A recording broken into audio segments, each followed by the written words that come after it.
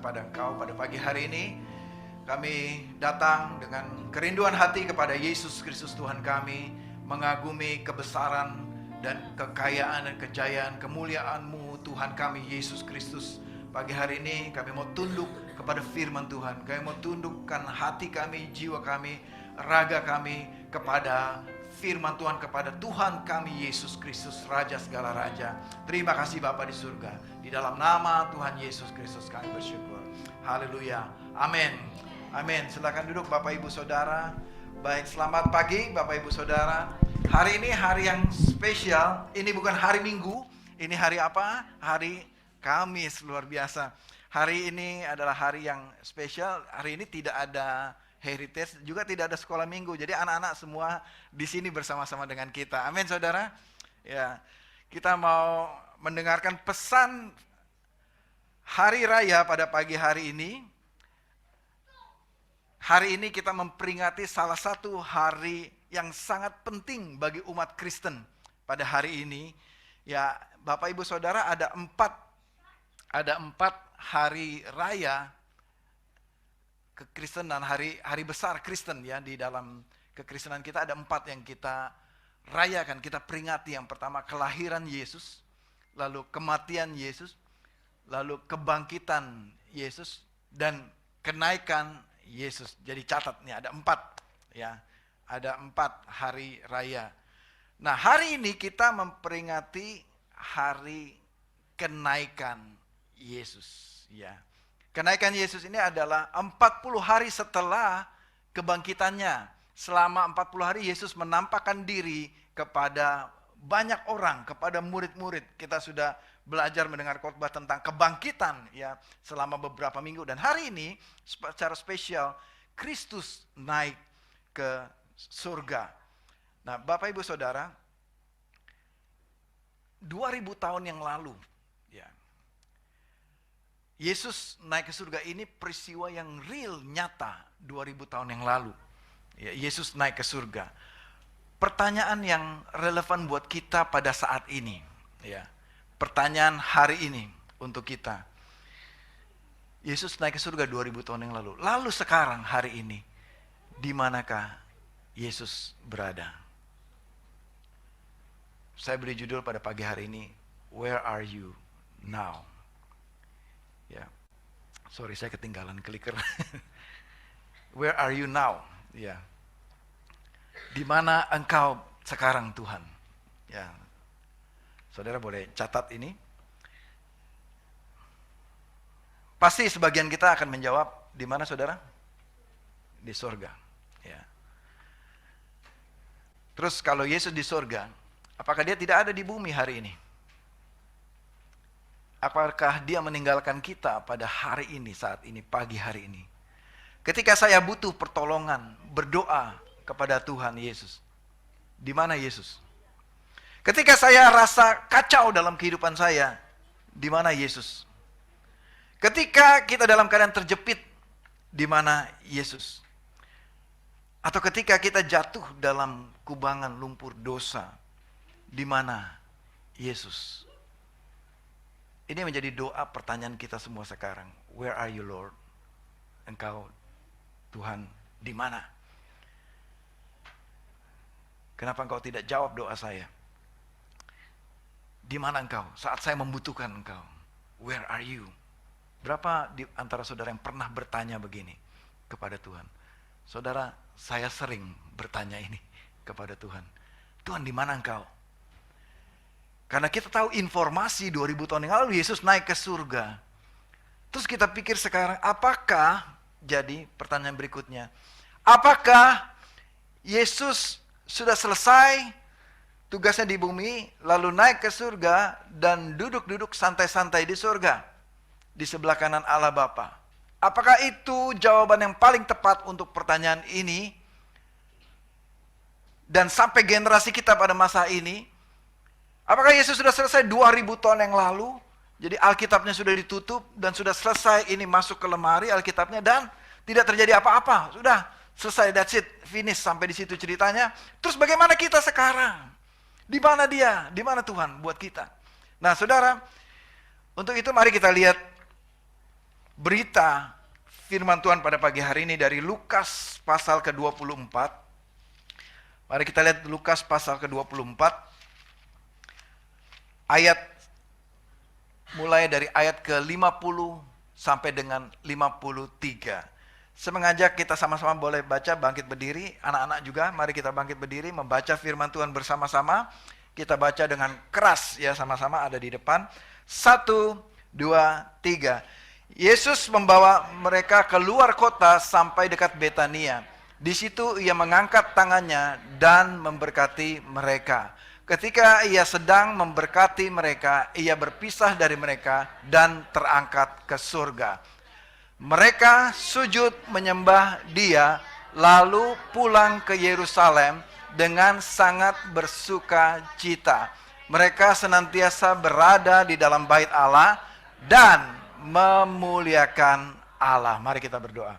Bapa di surga, pagi ini kami mau mendengar firman-Mu.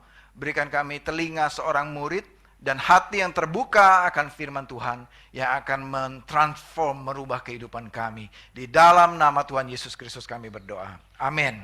Amin. Silakan duduk Bapak Ibu Saudara. Saudara, murid-murid ditinggal oleh Yesus ini 2000 tahun yang lalu. Nah, Bapak Ibu Saudara, ditinggal itu paling gak enak ya. Ditinggal itu pasti sedih banget ya. Kehilangan itu pasti juga sedih banget, kehilangan orang yang kita kasihi.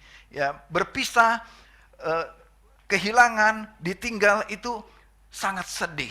Nah, tapi bagaimana kita lihat murid-murid waktu itu ditinggal, berpisah, ya, dengan Yesus yang harus naik ke surga. Nah, kita melihat apa reaksi murid-murid waktu ditinggal oleh Yesus. Dari ayat yang tadi kita baca, kita simpulkan. Yang pertama, mereka bersuka cita. Ya, bagaimana kalau anak-anak ditinggal oleh papa mama? Apakah sedih atau bersuka cita?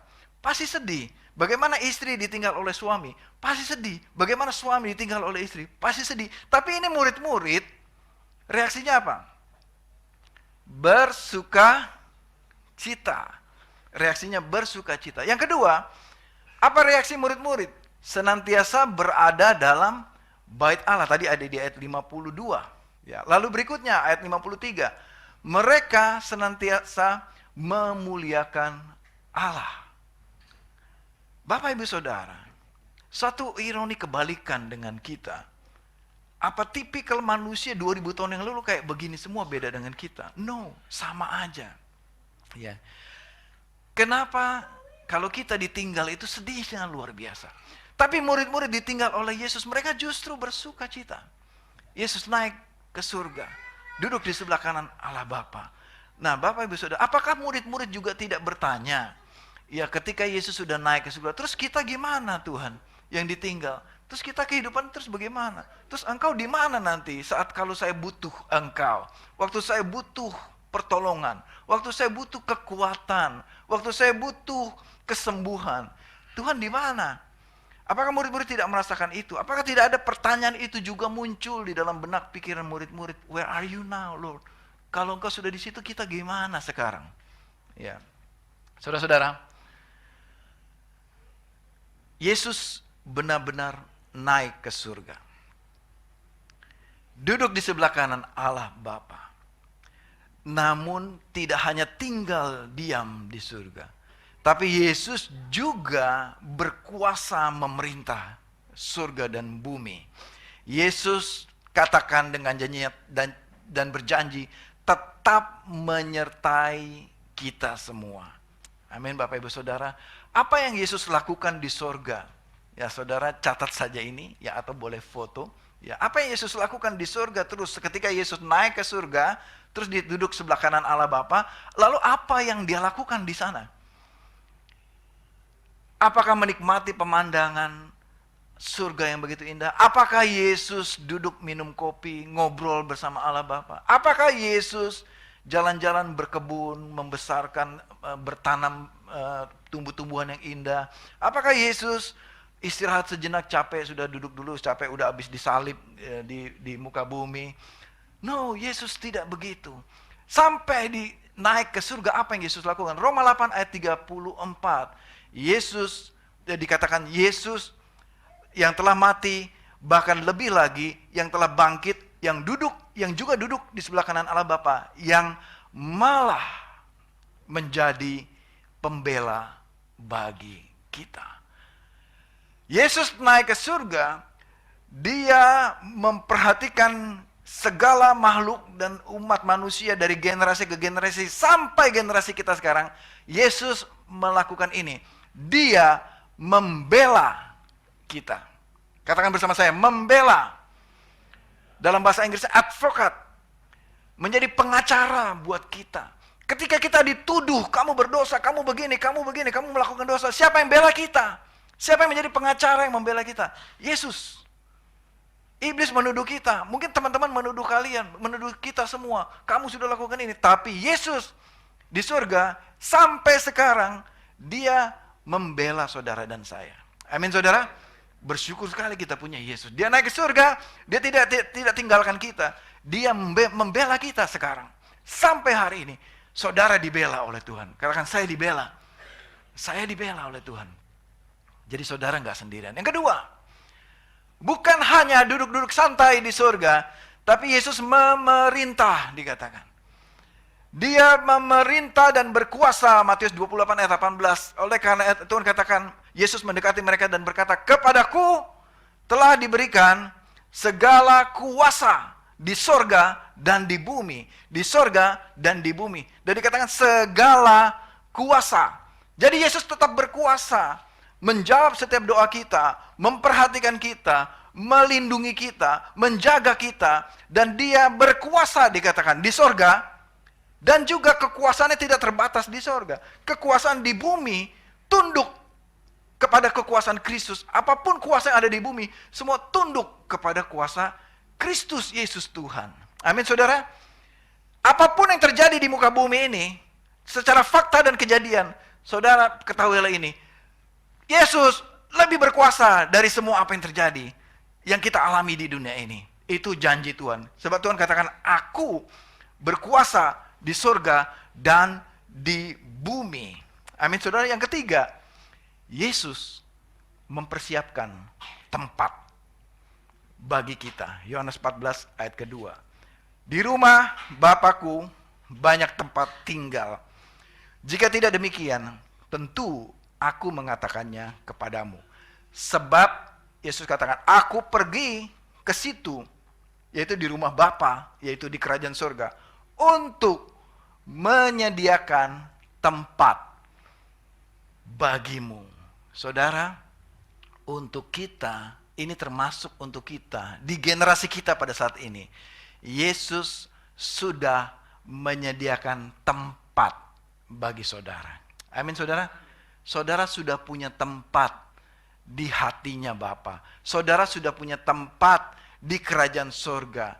Rumah yang begitu indah. Beserta dengan perlengkapannya, beserta dengan kebutuhan saudara. Nanti apapun yang kita nggak tahu di kerajaan surga, sistem kerajaan surga bekerja, tapi tempat saudara sudah Tuhan sediakan di sana.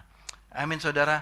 Ketika saudara percaya kepada Yesus Kristus Tuhan, tempat itu sudah Tuhan sediakan. Jaminan pasti untuk saudara dan saya sudah Tuhan sediakan. Yang berikutnya, membangun gerejanya. Apa yang Tuhan lakukan ketika ia naik ke surga? Yesus membangun gerejanya. Bicara mengenai membangun gerejanya, ini berarti gereja yang di bumi, Bapak di surga. Bapak Ibu Saudara, yang di bumi, bukan yang di sorga. Jadi dia mempersiapkan yang di sorga, dan Tuhan juga berkuasa mempersiapkan, membangun gereja yang di bumi. Matius 16 ayat 18. Aku berkata kepadamu, engkau adalah Petrus, dan di atas batu karang ini aku akan mendirikan jemaatku, dan alam maut tidak akan menguasainya. Tuhan katakan, aku mendirikan jemaatku. Tuhan mendirikan gereja dan membangun gereja. Siapa itu gereja? Yaitu kita. Amin saudara. Dia yang membangun kita. Dia yang memberkati kita. Dia bekerja sekarang dari surga, memberkati dan membangun kita. Amin saudara. Jadi kalau kita bertanya-tanya, Tuhan di mana engkau? Kok engkau nggak jawab doaku? Tuhan enak aja naik ke surga terus santai-santai di surga. No, bukan.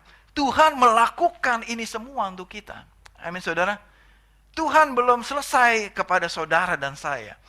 Tuhan Yesus setia melakukan untuk saudara dan saya. Bekerja melakukan semua hal ini untuk saudara dan saya. Nah sekarang saudara, kembali lagi pertanyaannya. Apakah ini semua Tuhan Yesus lakukan hanya untuk murid-murid 2000 tahun yang lalu? Jawabannya tidak. Ini juga Tuhan lakukan untuk kita. Terus bagaimana di masa kita pada saat ini? Tuhan tetap melakukannya. Amin saudara. Tuhan tetap bekerja. Dan Tuhan tidak berhenti bekerja sampai sekarang. Karena dari 4 hari raya besar yang kita peringati. Saudara masih ingat tadi apa hari raya Kristen? Ada 4 tadi. Yang pertama, kelahiran. Yang kedua, kematian. Yang ketiga, kebangkitan. Yang keempat, kenaikan. Saudara, masih ada yang kelima. Apa yang kelima? Dan ini belum terjadi. Yang kelima. Apa yang kelima, saudara? Ya, dari kenaikan lalu keturunan, bukan ya? Yang kelima apa? Belum kita rayakan, belum kita peringati. Tapi masih belum selesai, ini masih ada yang kelima, yaitu kedatangan kembali. Kapan Bapak Ibu Saudara? Tidak tahu. Nggak ada yang tahu. Tapi pasti Yesus akan datang lagi. Datang kembali. Yang kelima ini belum. Jadi kita ada di antara yang keempat dan yang kelima Bapak Ibu Saudara. Kita ada di situ. Yang kelima belum terjadi. Dan akan terjadi. Nah selama itu akan terjadi, inilah yang Yesus lakukan. Dan ini yang Tuhan lakukan. Dan dia juga belum selesai. Dan dia akan datang kembali dengan segala kekuasaan kejayaan sebagai Raja yang memerintah seluruh bumi. Dengan pasukannya dia datang, yang memerintah, yang mengalahkan iblis dan musuh-musuhnya. Itu yang akan Yesus lakukan. Masih ada. Oleh karena itu kita sekarang menantikan yang kelima itu. Ya, kita sedang menantikan. Jadi belum selesai Bapak Ibu Saudara. Saudara, Yesus naik ke surga bukan seperti Iron Man. Ya, yang naik ke awan-awan. Lalu apa yang Iron Man lakukan naik ke awan-awan? Dia tumpas semua musuh-musuhnya. Ya. Dia hadapi semua musuhnya, dia tumpas sendiri dengan kekuatan tangannya, cus, gitu ya. Tapi Yesus tidak lakukan itu. Amin saudara, yang Yesus lakukan, kita lihat di ini ayat terakhir, Markus 16 ayat ke 19 dan 20. Sesudah Tuhan Yesus berbicara demikian kepada mereka, murid-murid, terangkatlah ia ke surga. Lalu ia duduk di sebelah kanan Allah. Mereka pun pergi memberitakan Injil. Siapa mereka ini? Iya, bagus. Murid-murid. Ya. Murid-murid lah yang pergi memberitakan Injil kemana? Kemana? Segala penjuru dunia. Ya. Lalu dikatakan, ini saudara perlu catat. Dan Tuhan, siapa ini? Tuhan Yesus. Ya. Dan Tuhan turut bekerja. Saudara catat ini. Saudara, kalau ada kata-kata Tuhan turut bekerja, apa ini artinya? Sekarang begini. Saya turut bersama Pak Yodi bekerja mencangkul tanah di sawah. Itu artinya apa? Siapa yang nyangkul? Dua-duanya. Betul? Kalau saya turut bekerja, ya membajak sawah bersama saudara semua di sini, berarti siapa yang kerja? Semuanya kita. Ya. Nah, saudara, firman Tuhan ini mengatakan Tuhan turut bekerja. Bekerja bersama siapa? Bersama dengan mereka. Yaitu siapa? Murid-murid. Jadi siapa yang bekerja menurut ayat ini Bapak Ibu Saudara? Siapa yang bekerja menurut ayat ini? Murid-murid atau Yesus? Murid-murid atau Yesus? Yesus atau murid-murid? Siapa yang bekerja? Yang bekerja adalah semuanya. Amin, saudara. Yesus dan murid-murid turut bekerja, meneguhkan firman itu dan mengadakan tanda-tanda yang menyertainya. Jadi bukan seperti Iron Man, dia kerjakan sendiri mengalahkan musuh-musuh. Tapi Tuhan Yesus katakan, aku naik ke surga dan aku turut bekerja. Berarti bersama siapa? Bersama kita semua, mengalahkan musuh-musuh, menjangkau jiwa, memberitakan Injil, melakukan semua pekerjaan yang Tuhan perintahkan kepada murid-murid bersama-sama, dan melakukan segala tanda ajaib dan mujizat bersama siapa? Bersama murid-murid. Jadi saudara, segala kuasa yang Tuhan berikan ketika Yesus naik ke surga, Tuhan telah mengutus Roh Kudus-Nya untuk menyertai kita, supaya kita turut bekerja bersama dengan Tuhan Yesus untuk melakukan pekerjaan Tuhan, memberitakan Injil. Dikatakan di sini, mereka pergi memberitakan Injil ke segala penjuru dunia. Tidak dikatakan begini. Ayat ini tidak mengatakan, dan Yesus naik ke surga, lalu dia yang terbang ke Indonesia, dia yang terbang ke Australia, dia terbang ke Afrika untuk beritakan Injil. Tidak dikatakan seperti itu. Firman Tuhan katakan, Yesus naik ke surga, lalu mereka, murid-murid, pergi memberitakan Injil. Dan Tuhan turut memberitakan juga bersama murid-murid. Dia mengutus Roh Kudus-Nya. Amin, saudara. Jadi, kesimpulan, di manakah Yesus sekarang? Menurut saudara, di manakah Yesus sekarang? Tuhan Yesus di surga bersyafaat, membela saudara, dan memerintah berkuasa, mempersiapkan tempat bagi kita, dan turut bekerja membangun gerejanya. Dan di manakah Tuhan Yesus? Tuhan Yesus ada di sini di hati kita, bersama-sama dengan kita melalui Roh Kudus-Nya.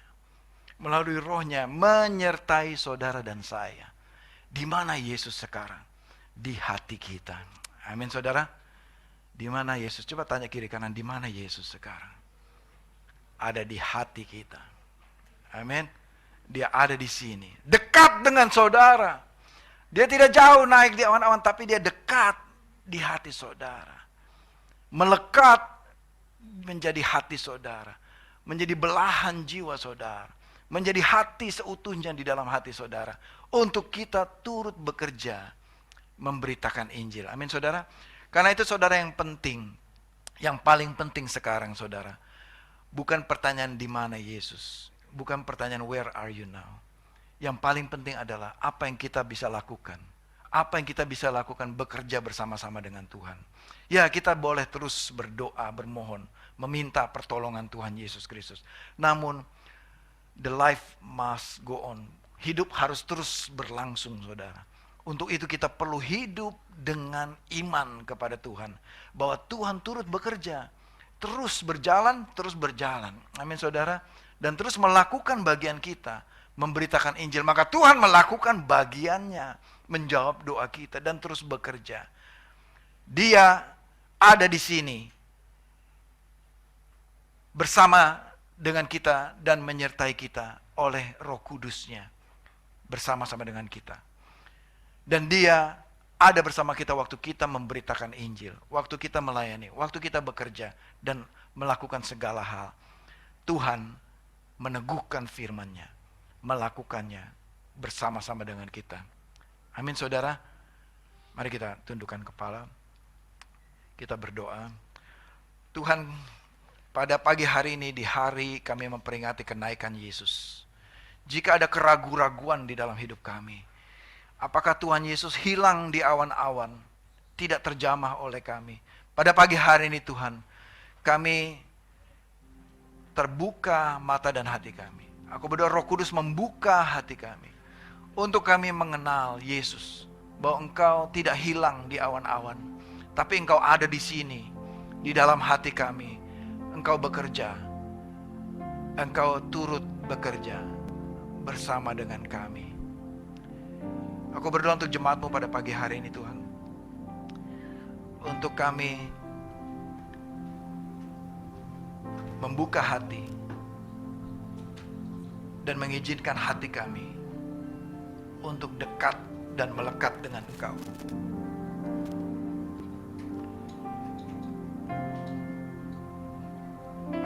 Kami mengizinkan Yesus memerintah dalam kehidupan kami. Jemaat yang dikasihi Tuhan, renungkan ini. Apakah engkau sudah mengizinkan Yesus memerintah dalam hidupmu, menguasai hati pikiranmu? Mungkin kau saat ini merasa kacau dalam kehidupan. Tapi berita pada pagi hari ini, dengar baik-baik jemaat yang dikasihi Tuhan. Tuhan tidak naik hilang di awan-awan, tapi Dia ada di sini, di hati saudara. Dia mengetuk pintu hati saudara. Dia mengetuk pintu hatimu. Oleh Roh Kudus-Nya yang lembut, Dia mau masuk di dalam hatimu dan menjadi Tuhan di dalam hidupmu.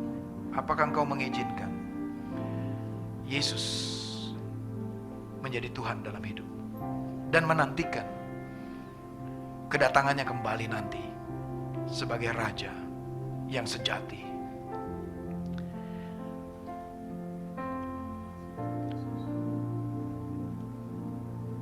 Baik saudara yang di ruangan ini maupun yang di Zoom yang melalui online, jika saudara di momen hari yang besar ini, kenaikan Yesus, saudara terbuka, saudara mau menyerahkan hidupmu